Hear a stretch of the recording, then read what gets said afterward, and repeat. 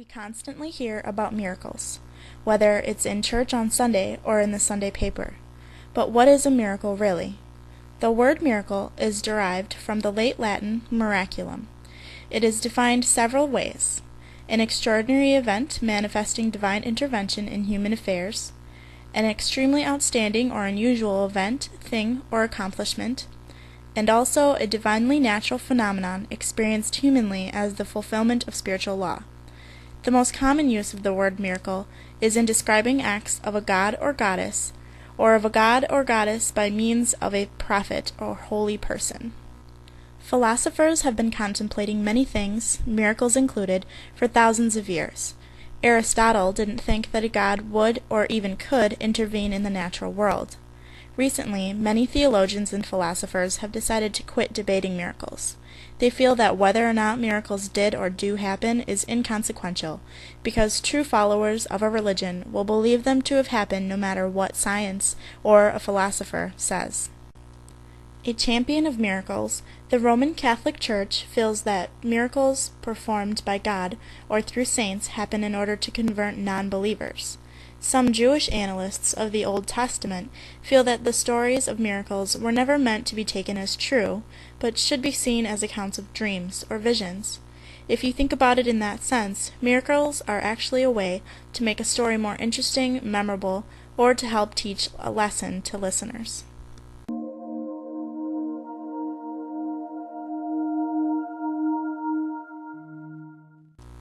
Ancient Egyptian religion includes so many gods and goddesses who were constantly defying nature in their day-to-day activities. Perhaps one of the most well-known stories throughout much of both the Eastern and Western world is that of Isis and Osiris. Osiris had been killed by his evil brother Set. Isis, the mother goddess, was the wife and sister of Osiris. She used her magical powers to resurrect Osiris from the dead, and with him conceived their son, Horus. She also embalmed Osiris's body in the proper way in order to give him an afterlife. Another ancient perspective with many gods and goddesses and also many miraculous events was the ancient Greek and Roman religions. Most of the miracles attributed to the gods or goddesses were what we now know are completely natural events, like the sun rising and the onset of spring. Without the thorough knowledge that we now have been given by natural science, the people of the ancient world needed to find another way to explain these phenomena.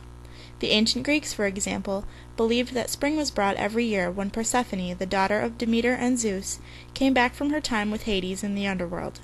Conversely, her descent back into the underworld brought fall.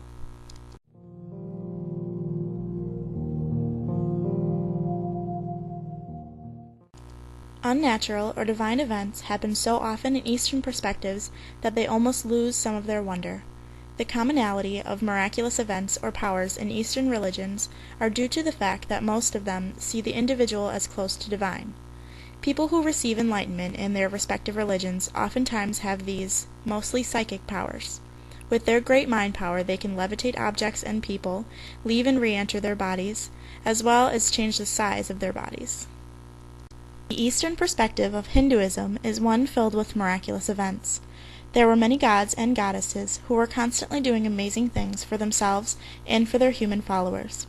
Some examples are the Immaculate Conception of the god Krishna and the story of Krishna at Govardhana Hill. Krishna picked up the entire hill in order to save the people and livestock from an angry Indra, the storm god. The events that many see as miracles within the Buddhist perspective are not even deemed miracles by the followers of Buddhism.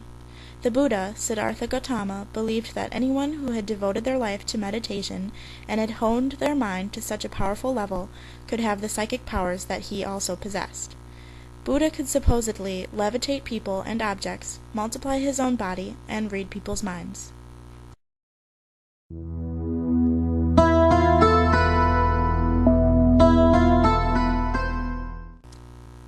The Western perspectives, or Abrahamic family of religions, Christianity, Judaism, and Islam, are filled with miracles. Within the religion of Islam, miracles play an immensely important role. The sacred text of Islam is called the Quran.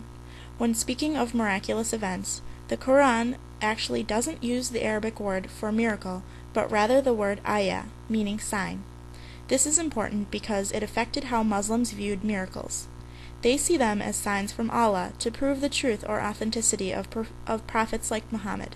The great prophet Muhammad performed many amazing miracles, including splitting the moon in half, but his most well-known and perhaps most important miracle was the deliverance of the Quran itself from Allah. Judaism and Christianity share a core of beliefs. Both believe in Jehovah, or God, as the one and only God of the universe. Both also agree on a history laid down in the Hebrew Bible, also known as the Old Testament. Because of the shared belief in the Old Testament, many miracle stories are also shared. In Judaism, miracles performed by God include supernatural events, like breathing life into inanimate objects, and natural occurrences like the rising and the setting of the sun. During the Middle Ages, many Jewish thinkers had a hard time believing the supernatural element of miracles. It isn't surprising that they had this issue when you notice that they had a lot of problems with anything unnatural at the time, like witchcraft. When Moses was trying to convince the Pharaoh to release the Jewish slaves from Egypt, God set 10 plagues on them, including dead livestock and the death of all firstborn children. Finally, Moses decided to take the Jewish slaves and flee Egypt. They ran into trouble at the Red Sea. With God's help, Moses was able to part the Red Sea and cross safely. When the Egyptians tried to follow, the sea collapsed and swallowed them up. What we call Bible stories from Sunday school usually talk about miracles. Usually the story involves a believer who is in great danger somehow, but their continued faith in God brings him to intervene and save them. They often teach a lesson, usually about following the 10 Commandments. Take the story of Shadrach, Meshach, and Abednego, which takes place in the court of King Nebuchadnezzar. The king had a great idol built from gold. A new law said that whenever music was heard, the people should bow to the idol or be thrown into a fiery furnace. Being devoted to their God and not the king, Shadrach, Meshach, and Abednego would not bow to the idol. Hearing this, Nebuchadnezzar was so enraged by their insolence that he ordered the furnace heated 7 times hotter than it would normally be.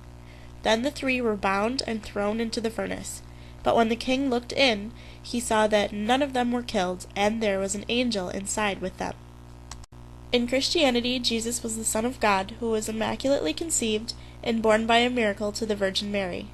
Throughout his life, Jesus performed many miracles, including healing the sick, walking on water, turning water into wine at a wedding, and raising not only Lazarus, but also himself from the dead before ascending on his 3rd day back to heaven.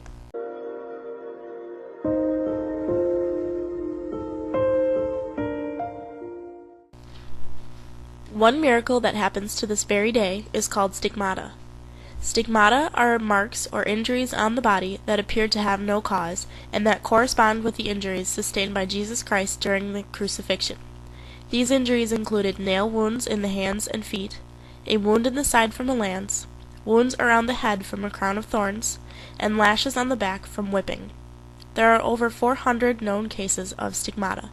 The very first known case of stigmata happened to the Roman Catholic Saint Francis of Assisi. Francis was on a trip up a mountain to pray. He had always prayed that he could be just like Jesus.